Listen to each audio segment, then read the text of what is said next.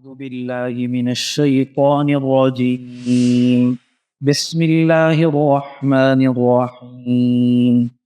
إن الله عالم غيب السماوات والأرض إنه عليم بذات الصدور. هو الذي جعلكم خلائف في الأرض فمن كفر فعليه كفره ولا يزيد الكافرين كفرهم عند ربهم إلا مقتا ولا يزيد الكافرين كفرهم إلا خسارا.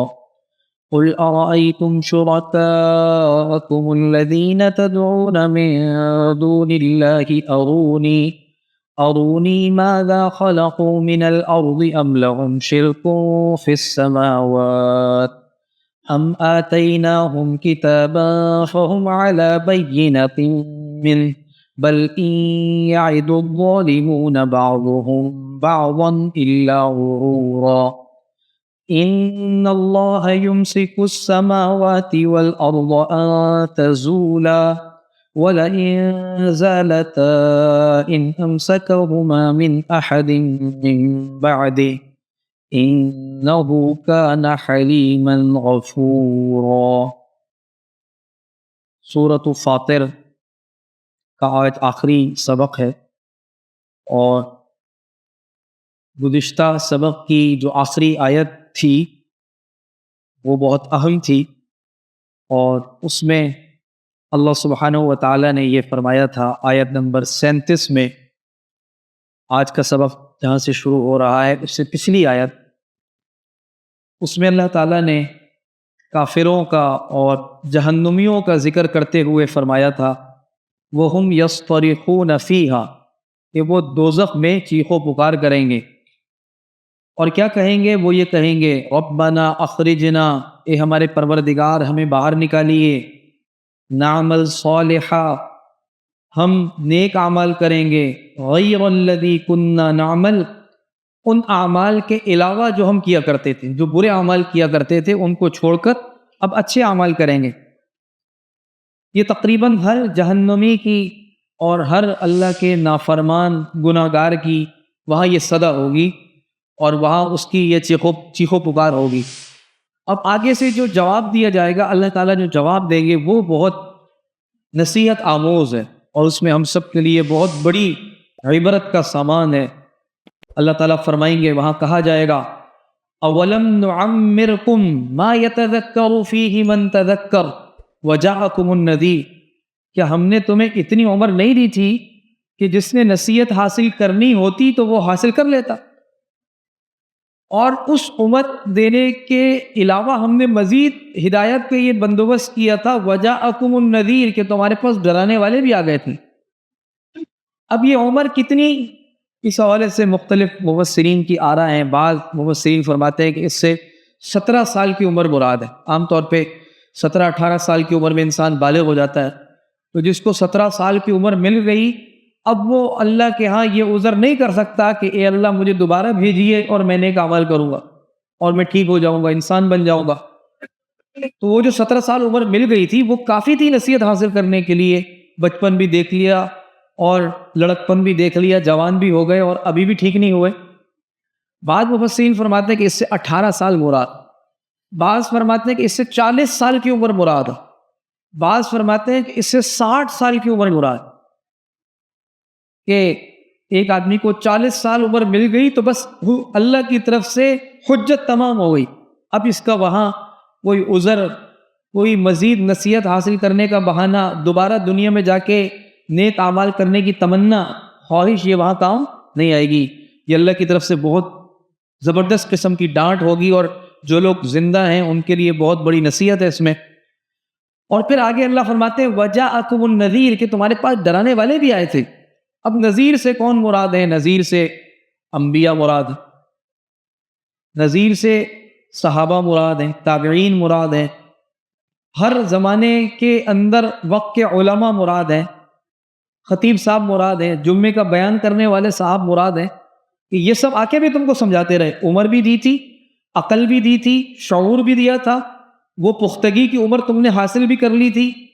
اس کے بعد مزید یہ احسان کیا تھا کہ ڈرانے والے بھی ہر زمانے میں بھیجے تبلیغ والے آ رہے ہیں، علماء آ رہے ہیں، آ کے لوگوں کو سمجھا رہے ہیں، تمہارے گھر پہ آ کے تمہارے گیٹ کو بجا رہے ہیں کہ جی کامیابی دین میں ہے، مسجد میں آ جائیں. نذیر بھی آئے تھے.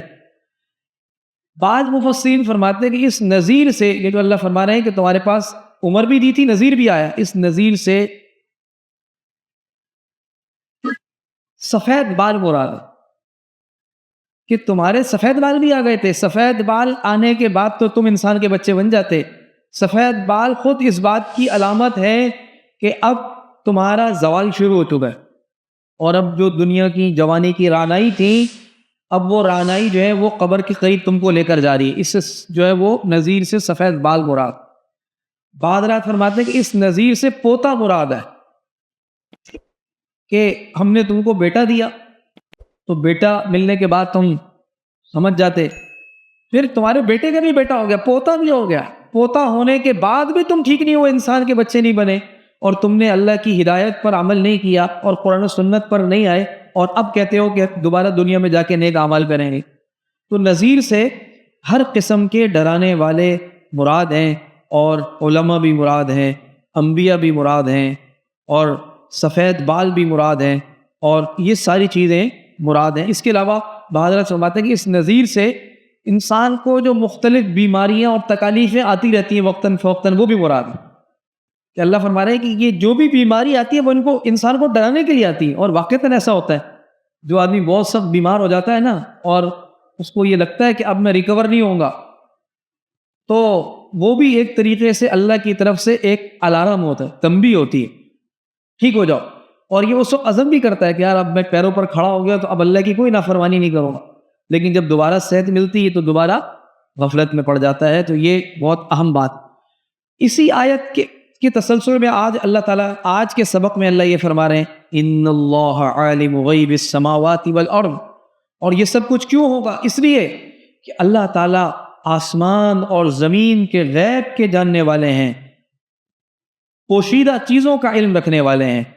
انہ علیم بذات الصدور. اور وہ سینوں میں چھپے ہوئے رازوں کو بھی جانتے ہیں، سینوں میں چھپی ہوئی باتوں کو بھی جانتے ہیں. انسان کے جی میں کوئی بات آتی ہے، کسی گناہ کا خیال آتا ہے، کسی نیکی کا جذبہ پیدا ہوتا ہے، دنیا میں کسی کو بھی نہیں پتا ہوتا، حتیٰ کہ جو اس کے کرامن کاتبین ہیں ان کو بھی نہیں پتا ہوتا. لیکن اللہ تعالیٰ اس سینے اور دل کے اندر آنے والے خیال اور اس راز سے بھی واقف ہیں. هو الذی جعلکم خلائف فی الارض. اللہ کی ذات وہ ذات ہے جس نے تمہیں زمین میں خلیفہ یعنی جانشین بنایا، پچھلے لوگوں کا جانشین بنایا. ہر جانے والے کے بعد دیگر لوگ اس کے جانشین ہوتے ہیں، اور ہم بھی اپنے سے پچھلوں کے جانشین ہیں. تو یہ اللہ نے ہمیں پچھلوں کا جانشین بنایا. اب جانشینی کا تقاضا یہ تھا کہ انسان پچھلے لوگوں کے حالات سے سبق حاصل کرتا، پچھلی قوموں کے حالات کو دیکھ کر عبرت حاصل کرتا. لیکن یہ پچھلے لوگوں کے واقعات سے کوئی عبرت حاصل نہیں کرتا، اور یہ اللہ کی نافرمانی کرتا ہے. اللہ فرما رہے ہیں فمن کفر فعلیہ کفر. اب جو شخص کفر کرے گا تو اسی پر اس کے کفر کا وبال ہوگا. اللہ کا کیا نقصان، ایمان والوں کو کیا نقصان. فمن کفر فعلیہ کفر. جو کفر کرے گا اس پر اس کے کفر کا وبال ہوگا، اسی پر ہوگا. وَلَا يَزِيدُ الْكَافِرِينَ كُفْرُهُمْ عِنْدَ رَبِّهِمْ إِلَّا مَقْتًا. اور زیادہ نہیں کرے گا کافروں کے لیے ان کا کفر ان کے پروردگار کے پاس الا مقتا، سوائے اللہ کی ناراضگی اور غضب کے. ان کا کفر سوائے اللہ کے غضب اور ناراضگی کو بڑھانے کے کوئی اور کام نہیں کرے گا. وہ کفر اللہ کی ناراضگی کا ہی سبب بنے گا. دوبارہ دیکھیے وَلَا يَزِيدُ الْكَافِرِينَ كُفْرُهُمْ. اضافہ نہیں کرے گا کافروں کے لیے ان کا کفر عند ربهم الا مقتا، ان کے پروردگار کے پاس سوائے اس کی ناراضگی اور اس کے غضب کے. وَلَا يَزِيدُ الْكَافِرِينَ كُفْرُهُمْ إِلَّا خَسَارًا. اسی طرح اضافہ نہیں کرے گا کافروں کے لیے ان کا کفر سوائے ناکامی اور خسارے کے. ناکامی اور خسارے میں ہی بڑھتے چلے جائیں گے کفر کی وجہ سے. کسی اور چیز کا خیر کا اضافہ نہیں ہوگا، خسارے کا ہی اضافہ ہوگا. اب آگے اللہ تعالیٰ نافرمانوں کو بہت خوبصورت انداز میں سمجھا رہے ہیں، مشرکین کو، کافروں کو۔ اللہ فرمائے قل، اے پیغمبر آپ فرما دیجئے، ارأیتم، تم دیکھتے نہیں ہو، شرکاءکم الذین تدعون من دون اللہ، اپنے ان شرکاء کو، اپنے ان شریکوں کو کہ جن کی تم عبادت کرتے ہو، من دون اللہ، اللہ کو چھوڑ کر، اللہ کو چھوڑ کر جن کی پرستش کرتے ہو، تمہارا ان کے بارے میں کیا خیال ہے؟ اب اللہ تعالیٰ ان سے دو طرح کے دلائل ہوتے ہیں، کسی بھی انسان کو بات سمجھانے کے لیے دو طرح کے دلائل ہوتے ہیں، ایک عقلی دلیل کہ کوئی کامن سینس سے بتا دو، دوسرے نمبر پر جو دلیل ہوتی ہے وہ نقلی، کہ بھئی کوئی حکم آیا ہے تمہارے پاس، کوئی ہدایت آئی ہے، کوئی بھی آدمی کوئی عمل کر رہا ہو تو ہم اس عمل کے حوالے سے دو ہی بات اس سے پوچھیں گے کہ بھائی یہ جو تم عمل کر رہے ہو اس کے پیچھے کوئی لاجک ہے؟ وہ لاجک بتا دے اچھی بات ہے۔ اب اس کے پاس کوئی لاجک بھی نہیں تو ہم کہتے ہیں کہ بھائی اگر لاجک نہیں ہے تو اس کے پیچھے کوئی حکم ہے اللہ کا یا کوئی واضح ہدایت ہے۔ اب اگر کسی کے پاس اپنے عمل کی نہ لاجک ہو اور نہ اس کے پاس کوئی ہدایت ہو، کوئی اللہ کا حکم ہو، تو اس سے بڑا دنیا کا ناکام اور بے وقوف اور احمق آدمی کوئی نہیں ہوگا۔ اللہ تعالیٰ ان مشرکین سے کہہ رہے ہیں ارونی، ذرا مجھے دکھاؤ تو صحیح، ماذا خلقوا من الارض، کہ انہوں نے زمین کا کوئی حصہ پیدا کیا، کون سا حصہ انہوں نے زمین میں پیدا کیا جن کو تم اللہ کو چھوڑ کر اپنا شریک قرار دیتے ہو، تم ان کی پوجا کرتے ہو، ہندو بتوں کی پوجا کرتے ہیں، آتش پرست آگ کی پوجا کرتے ہیں، اسی طرح ستارہ پرست ستاروں کو پوجتے ہیں۔ اللہ تعالیٰ فرما رہے ہیں پیارے نبی ان سے کہیے ارونی، ذرا مجھے دکھاؤ تو صحیح، ماذا خلقوا من الارض، ان تمام تمہارے جو معبودان باطلہ ہیں انہوں نے زمین میں کوئی چیز پیدا کی ہے؟ اگر یہ خالق ہوتے، یہ رب ہوتے تو کوئی چیز پیدا کرتے، تم بتاتے کہ جی جو اصل اللہ ہے اس نے آسمان پیدا کیا اور یہ جو ہمارے معبودان ہیں یہ زمین پیدا کی، کچھ تو بتاتے۔ ہمارے پاس تو کوئی جواب نہیں ہے۔ ام لہم شرک فی السماوات، یا یہ آسمانوں کی پیدائش میں شریک ہیں، ان کی کوئی شراکت ہے آسمانوں کی پیدائش میں؟ بتا دو اگر ایسی کوئی بات ہے، یعنی یہ عقلی دلیل ہے۔ یہ ان سے کیا پوچھی جا رہی؟ بھائی کامن سینس بتا دو۔ جیسے جو بتوں کی پوجا کرتے تھے نا حضرت ابراہیم علیہ السلام کے زمانے میں، ابراہیم علیہ السلام نے بڑے بت کی گردن سارے چھوٹے بتوں کو مار دیا اور کلہاڑا اٹھا کر بڑے بت کے کندھے پر رکھ دیا، اور جب وہ سارے واپس آئے تو انہوں نے کہا کہ ہمارے ان معبودان کے ساتھ کس نے یہ کام کیا؟ من فعل ھذا بآلہتنا، یہ حشر کس نے کیا؟ تو ابراہیم علیہ السلام نے فرمایا کہ یہ بڑے سے ہی پوچھ لو۔ تو کہنے لگے یہ تو سنتا بھی نہیں ہے اور یہ تو دیکھتا بھی نہیں ہے، یہ تو کچھ بھی نہیں کرتا۔ تو ابراہیم علیہ السلام نے فرمایا پھر ایسے کی عبادت کیوں کرتے ہو؟ یعنی عقلی دلیل تھی، ان کو لاجواب کرنے کے لیے عقلی دلیل تھی۔ اسی طرح اللہ تعالیٰ فرما رہے ہیں کہ ان سے پوچھئے کہ جن کو تم اللہ کو چھوڑ کر جن کی پرستش کر رہے ہو، کیا انہوں نے زمین میں کوئی چیز پیدا کی ہے یا آسمانوں کی پیدائش میں ان کی کوئی شراکت ہے اللہ کے ساتھ؟ تو یقیناً مشرکین کے پاس اس کا کوئی جواب نہیں ہے۔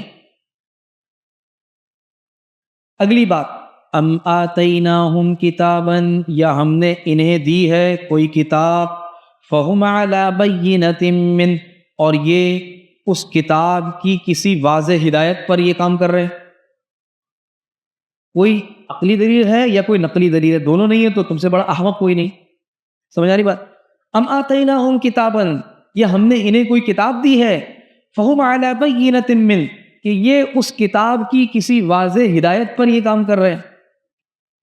آگے اللہ فرماتے ہیں ایسی کوئی بات نہیں، بلکہ یعد الظالمون بعضهم بعضا الا غرورا، نہیں یقین دہانی کروائی ظالموں نے ایک دوسرے کو، الا غرورا، سوائے دھوکے کے، یعنی یہ ایک دوسرے سے وعدے نہیں کر رہے سوائے اس کے کہ ایک دوسرے کو دھوکہ دے رہے۔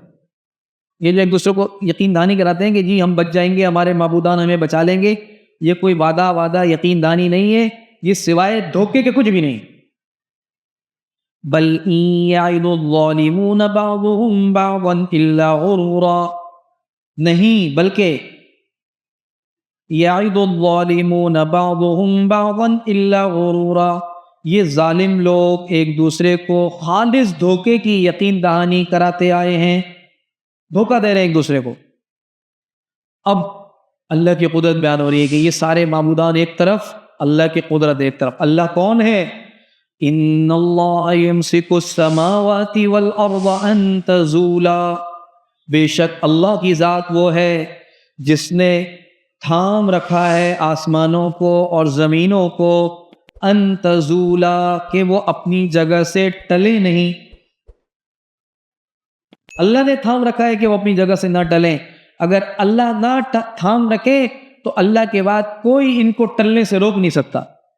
کوئی ذات ایسی نہیں ہے اللہ کے علاوہ جو ان کو روک سکے کہ تمہارے معبودان روک سکے. دوبارہ دیکھیں، ان اللہ یمسک السماوات والارض ان تزولا، بے شک اللہ تعالیٰ نے تھام رکھا ہے آسمانوں کو اور زمین کو، ان تزولا کہ وہ اپنی جگہ سے نہ ٹلیں نہ ہٹیں. وَلَئِن زَالَتَا، اور اگر یہ دونوں اپنی جگہ سے ٹل جائیں، آسمان اور زمین اپنے محور سے ہٹ جائیں، جس آربٹ اور مدار میں ہے اس سے یہ نکل جائیں، ان امسکہما من احد من بعدہ، تو کوئی ان دونوں کو اللہ کے بعد تھامنے والا نہیں ہے.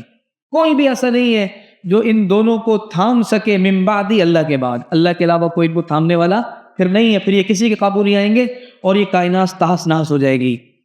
انہ کان حلیما غفورا، بے شک اللہ کی ذات بڑی بردبار ہے اور بڑی بخشنے والی ہے، بڑے مغفرت کرنے والے ہیں. تو تم ابھی بھی شرک سے باز آ جاؤ، اللہ کی جو بردبار ذات ہے وہ تمہیں بخش دے گی. اور یہ جو تم نے معبودان باطلہ بنائے ہوئے ہیں ان کی کوئی حقیقت نہیں، نہ تمہارے پاس کوئی عقلی دلیل ہے نہ کوئی نقلی دلیل ہے. تو اللہ تعالیٰ توحید نصیب فرمائے. اب اگلی جو آیت ہے وہ مشرکین مکہ سے متعلق ہے. مشرکین مکہ کا یہ معمول تھا کہ جب ان سے کبھی عیسائی گفتگو کرتے تھے، یہ یہودی گفتگو کرتے تھے حضور اکرم صلی اللہ علیہ وسلم کی آمد سے پہلے، نبوت سے پہلے، تو وہ قسمیں کھا کر کہتے تھے کہ دیکھو تمہارے پاس تو آسمانی ہدایات آئی ہیں. عیسائیوں کو کہتے تھے کہ تمہارے پاس تو آسمانی ہدایت آئی ہے، یہودیوں کو کہتے تھے تمہارے پاس بھی آسمانی ہدایت، ہمارے پاس تو کوئی آسمانی ہدایت نہیں آئی. اور اگر ہمارے پاس کوئی آسمانی ہدایت آ جائے تو وہ قسمیں کھا کر کہتے تھے کہ ہم تم سے زیادہ اس ہدایت پر عمل کرنے والے ہوں گے. اللہ فرماتے ہیں کہ جب حضور اکرم صلی اللہ علیہ وسلم کی شکل میں وہ آسمانی ہدایت آ گئی، وہ نبی آ گئے، تو انہوں نے جو ہے سرکشی اور بھاگنا شروع کر دیا اور یہ مزید فرار اختیار کرنے لگے. وَأَقْسَمُوا بِاللَّهِ جَهْدَ أَيْمَانِهِمْ، انہوں نے قسمیں کھائی تھیں اللہ کی، جہد ایمانہم، بڑی زوروں کی قسمیں، تاکید کے ساتھ قسمیں کھاتے تھے. جہد ایمانہم، مضبوطی کے ساتھ قسمیں کھاتے تھے. کیا؟ لَئِن جَاءَهُمْ نَذِيرٌ، کہ اگر آ جائے ان کے پاس کوئی پیغمبر، لَيَكُونُنَّ أَهْدَى مِنْ إِحْدَى الْأُمَمِ، تو وہ ضرور بے ضرور ہو جائیں گے دیگر امتوں سے زیادہ ہدایت پر عمل کرنے والے، ہدایت کو قبول کرنے والے. دیگر امتوں سے زیادہ، عیسائیوں سے بھی زیادہ، یہودیوں سے بھی زیادہ اس ہدایت اور آسمانی نبی اور پیغمبر کی باتوں پر عمل کرنے والے ہوں گے. یہ قسمیں کھایا کرتے تھے. اللہ فرما رہے ہیں فَلَمَّا جَاءَهُمْ نَذِيرٌ، اور پھر جب آ گئے ان کے پاس ڈرانے والے حضرت محمد صلی اللہ علیہ وسلم، پیغمبر اسلام جب آ گئے ان کے پاس، تو کیا ہوا؟ مَا زَادَهُمْ إِلَّا نُفُورًا، ان کی حالت میں کوئی ترقی نہیں ہوئی سوائے بھاگنے کے. نفورا، مزید بھاگے، نکلے، بتکے، مزید بتکنے لگے. جو وعدہ کیے تھے، جو قسمیں کھائی تھی زمانہ جاہلیت میں حضور کی آمد سے پہلے، ان ساری قسموں کو بھول گئے. اور جب اللہ نے حضور کی شکل میں نذیر بھیجے تو ان کا بدکنا، ان کا فرار ہونا، ان کا بھاگنا مزید بڑھ گیا. اور کیوں؟ اللہ فرما رہے ہیں یہ جو بدکنا تھا اس کی دو وجوہات. ایک تکبر اور ایک چالیں چلنا. اور آج بھی ایسا ہی ہے.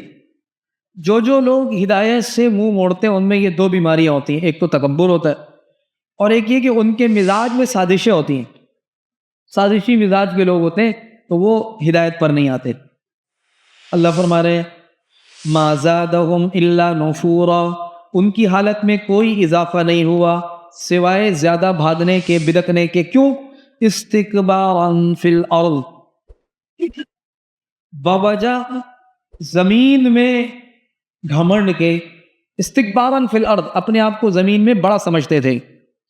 ومکر السیئ، اور بری چالیں چلتے تھے. بری چالیں چلنی شروع کر دی، گیم بنانے، سازشیں کرنے شروع کر دی. ان دو وجوہات کی بنا پر یہ ہدایت سے بھاگ گئے. آگے اللہ فرما رہے ہیں وَلَا يَحِيقُ الْمَكْرُ السَّيِّئُ إِلَّا بِأَهْلِهِ، نہیں گھیرتی المکر السیئ، بری چالیں، الا بِأَهْلِهِ، مگر اپنے چلنے والے کو. جو بری چالیں چلتا ہے سب سے پہلے وہ چالیں اسی پر الٹ جاتی ہیں. یہ قرآن کا یہ فیصلہ ہے، یہ قرآن کا یہ اصول ہے جو اللہ یہاں فرما رہے ہیں. وَلَا يَحِيقُ الْمَكْرُ السَّيِّئُ إِلَّا بِأَهْلِهِ، کہ بری چالیں کسی کو بھی نہیں گھیرتی سوائے اپنے چلنے والے. جو بری چال چلتا ہے، جو اسکیم بناتا ہے، جو دوسروں کے لیے گڑھا کھودتا ہے، سب سے پہلے وہ خود گڑھے میں گر جاتا ہے. وہ مفسرین فرماتے ہیں کہ اس سے دو مرادیں. ایک مراد یہ کہ دنیا میں اگر وہ اپنی اس سازش میں دوسرے کو گرانے کی تدبیر میں کامیاب بھی ہو جاتا ہے تو آخرت میں تو ضرور پکڑا جائے گا. آخرت کے اعتبار سے تو وہ گر گیا، پھنس گیا. یہ بری چال ہی اس کو پکڑوا دے گی اور اس کو جہنم میں لے جائے گی. بعض مفسرین فرماتے ہیں کہ اس سے دنیا بھی مراد ہے کہ آخرت میں جو ہوگا. دنیا میں سب سے پہلے یہ ہوگا کہ جو دوسروں کے لیے بری چال چلے گا، بری اسکیم بنائے گا، اس کو اگر بظاہر کوئی فائدہ بھی ہو رہا ہوگا لیکن نتیجے کے اعتبار سے اللہ اس کو پکڑیں گے اور دنیا میں ہی وہ چال اس کے اوپر الٹ جائے گی. اور یہ ہوتا ہے، یہ دستور ہے. بلکہ ایک حدیث کا مفہوم بھی ہے کہ کچھ گناہ ایسے ہیں کہ جن کا وبال آخرت کے بجائے دنیا میں ہی پڑتا ہے. ان میں سے جیسے والدین کی نافرمانی. والدین کی نافرمانی کا ایسا گناہ ہے کہ اللہ تعالیٰ اس گناہ کے وبال کو آخرت کے لیے سنبھال کر نہیں رکھتے بلکہ اس کا وبال دنیا میں شروع ہو جاتا ہے. اسی طریقے سے یہ جو دوسروں کے لیے بری تدبیریں بنانا، اس کا وبال بھی دنیا میں ہی شروع ہو جاتا ہے. اور یہ اللہ کا ایک دستور ہے جو اس آیت میں بیان ہوا. فَهَلْ يَنظُرُونَ إِلَّا سُنَّةَ الْأَوَّلِينَ، اب یہ کس چیز کے منتظر ہیں سوائے پچھلے لوگوں کے ساتھ جو دستور ہوا، جو طرز عمل ہوا اس کا. فَهَلْ يَنظُرُونَ إِلَّا سُنَّةَ الْأَوَّلِينَ، اب یہ لوگ اس دستور کے سوا کس کے منتظر ہیں جو پچھلے لوگوں کے ساتھ ہوتا چلا آیا. اور وہ دستور کیا ہے کہ پچھلے لوگوں میں جنہوں نے پیغمبر کی مخالفت کی ان کو عذاب نے آ دبوچا. تو یہ عذاب کے علاوہ کس کا انتظار کر رہے ہیں؟ گزشتہ لوگوں کی سنت اور دستور ہی کا انتظار کر رہے ہیں کہ جس طرح ان پر عذاب آیا تھا ان پر بھی آ جائے. فَلَن تَجِدَ لِسُنَّةِ اللَّهِ تَبْدِيلًا، اور آپ اللہ کے دستور میں، اللہ کے طے شدہ دستور میں کبھی کوئی تبدیلی نہیں پائیں گے. فَلَن تَجِدَ، آپ نہیں پائیں گے، لِسُنَّةِ اللَّهِ، اللہ کی کے طے شدہ دستور میں تبدیلاً، کوئی تبدیلی. وَلَا تَجِدَ لِسُنَّةِ اللَّهِ تَحْوِيلًا، اور آپ ہرگز اللہ کے طے شدہ دستور میں نہیں پائیں گے تحویلاً، کوئی رد و بدل، کوئی تغیر، نہ کوئی آپ تبدیلی پائیں گے اور نہ اس کو تحویلاً ٹلتا ہوا پائیں گے کہ اللہ کا دستور وہ ٹل گیا، نکل گیا. ایسا نہیں ہوگا. جو اللہ کا دستور ہے، طے شدہ سنت ہے، وہ ہو کر رہے گی. اس میں کوئی تبدیلی اور اس کے اندر کوئی پلٹنا اور اس کے اندر کوئی ٹل جانا یہ نہیں پایا جاتا. اولم یسیروا فی الارض، کیا یہ لوگ زمین میں چلتے پھرتے نہیں؟ کیا انہوں نے زمین میں کبھی سفر نہیں کیا؟ فینظروا، کہ یہ دیکھ لیں، کیف کان عاقبۃ الذین من قبلہم، کیسا انجام ہوا ان لوگوں کا جو ان سے پہلے گزرے، وَكَانُوا أَشَدَّ مِنْهُمْ قُوَّةً، اور وہ تھے ان سے قوت میں زیادہ مضبوط. یعنی ان سے پہلوں کا کیا انجام ہوا؟ کیا زمین میں چلتے پھرتے نہیں؟ قوم عاد کی بستی پر گزر ہو گیا، قوم سمود کے محلات پر گزر ہو گیا، کیا یہ زمین میں سفر نہیں کرتے؟ اور مشرکین مکہ سفر کرتے تھے. جب شام جاتے تھے تو راستے میں جو ہے وہ مدائن صالح اور قوم سمود کی بستیوں سے گزرتے تھے، وہاں دیکھتے تھے. اللہ فرما رہے ہیں کیا یہ زمین میں سفر نہیں کرتے کہ یہ دیکھیں کہ ان سے پہلوں کا کیا انجام ہوا؟ وَكَانُوا أَشَدَّ مِنْهُمْ قُوَّةً، اور وہ ان سے قوت میں زیادہ مضبوط تھے. یہ تو کچھ بھی نہیں ہے. وَمَا كَانَ اللَّهُ لِيُعْجِزَهُ مِن شَيْءٍ فِي السَّمَاوَاتِ وَلَا فِي الْأَرْضِ. وَمَا كَانَ اللَّهُ، اور اللہ ایسے نہیں ہے، لِيُعْجِزَهُ مِن شَيْءٍ کہ عاجز کر سکے انہیں کوئی بھی چیز، فِي السَّمَاوَاتِ وَلَا فِي الْأَرْضِ، آسمانوں میں اور نہ زمینوں میں. یعنی اللہ کی ذات ایسی ذات نہیں ہے کہ آسمانوں اور زمینوں میں کوئی چیز انہیں عاجز کر سکے. کوئی چیز اللہ کو عاجز نہیں کر سکتی. انہ کان علیما قدیرا، بے شک اللہ تعالیٰ بڑے علم والے، بڑی قدرت والے. اگلی آیت بہت اہم ہے، اور اس میں اللہ تعالیٰ یہ فرما رہے ہیں کہ دنیا کا جتنا بھی نظام ہے نا، یہ اللہ کی دی ہوئی مہلت پر چل رہا ہے. اگر اللہ تعالیٰ فیصلہ کرنے پر آ جائے تو ساری کائنات ختم ہو جائے، آج ہی ختم ہو جائے. یہ تو اللہ کا دستور ہے کہ اللہ ایک وقت معین تک مہلت دیتے ہیں، اسی مہلت کے نتیجے میں یہ کائنات قائم ہے. اور جب وہ مہلت آئے گی تو اللہ تعالیٰ، جب وہ مہلت ختم ہوگی تو کائنات بھی ختم ہو جائے گی. اللہ فرما رہے ہیں وَلَوْ يُؤَاخِذُ اللَّهُ النَّاسَ بِمَا كَسَبُوا، اور اگر اللہ پکڑ کرنے لگے لوگوں کی، بما کسبوا، ان کے کرتوتوں پر. یہ جو لوگ شرک کر رہے ہیں، کفر کر رہے ہیں، بدماشی کر رہے ہیں، اگر ان کرتوتوں پر اللہ پکڑ کرنا شروع فرما دے، ما ترک علی ظہرها من دابہ، تو اللہ اس زمین کی پشت پر کسی چلنے والے کو نہ چھوڑے. اس زمین کی پشت پر پھر کوئی چلنے والا باقی نہ رہے، یہ کائنات ہی ختم ہو جائے.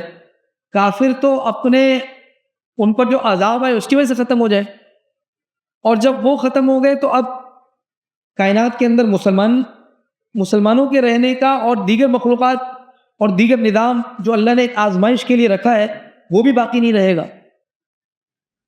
اگر اللہ تعالیٰ دنیا میں سارے ہی کفر کو ختم کر دیں تو حق اور باطل کی جو کشمکش ہے وہ بھی باقی نہیں رہے گی. تو یہ تو اللہ نے نظام رکھا ہے کہ اللہ مہلت دیتے ہیں، حق اور باطل کی کشمکش ہے، اور یہ نظام ایک وقت تک چلے گا. اور اگر اللہ پکڑ کرنے پر آ جائے تو جس دن اللہ نے پکڑ کرنا شروع فرمائی تو پھر اس روئے زمین پر، زمین کی پشت پر کوئی چلنے والا بھی باقی نہیں رہے. تو یہ مہلت بھی اللہ کی طرف سے انسانیت پر ایک قسم کا رحم ہے، انسانیت پر ایک قسم کی اللہ کی رحمت ہے. دوبارہ دیکھیں وَلَوْ يُؤَاخِذُ اللَّهُ النَّاسَ، اور اگر اللہ مواخذہ شروع فرما دے، پکڑ شروع فرما دے لوگوں کی، بما کسبوا، ان کے کرتوتوں پر، ما ترک علی ظہرها من دابہ، تو وہ نہ چھوڑے زمین کی پشت پر کوئی بھی چلنے والا. وَلَكِن يُؤَخِّرُهُمْ إِلَىٰ أَجَلٍ مُّسَمًّى، لیکن اللہ تو مہلت دیتا ہے انہیں، إِلَىٰ أَجَلٍ مُّسَمًّى، ایک معین مدت تک. یہ اللہ کا نظام اور ایسا ہی ہو رہا ہے. فَإِذَا جَاءَ أَجَلُهُمْ، اور جب آ جائے اجلہم، ان کا وقت مقرر، تو پھر اللہ تعالیٰ پکڑ لیں گے، اور پھر اللہ تعالیٰ اپنے بندوں کو دیکھ لیں گے. فَإِنَّ اللَّهَ كَانَ بِعِبَادِهِ بَصِيرًا، تو بے شک اللہ تعالیٰ اپنے بندوں کو بصیراً، خود دیکھ لے گا. جب وقت آ جائے گا تو پھر اللہ خود دیکھ لے گا. لیکن اللہ کی جو سنت ہے اور جو اللہ کا نظام قدرت اور فطرت ہے وہ یہ کہ اللہ تعالیٰ فوری طور پر لوگوں کی پکڑ نہیں فرماتے ان کے کرتوتوں پر، بلکہ اللہ تعالیٰ انہیں ایک وقت معین تک، مدت تک اللہ ڈھیل دیتے ہیں، اور جب ڈھیل کا وقت ختم ہوتا ہے پھر اللہ پکڑ فرماتے ہیں. تو اللہ تعالیٰ ہم سب کو اپنی پکڑ سے محفوظ فرما دے. تو یہاں تک جو ہے وہ سورہ فاطر الحمدللہ ختم ہوئی، اور اگلا جو درس ہے وہ سورہ سبا سے ہوگا.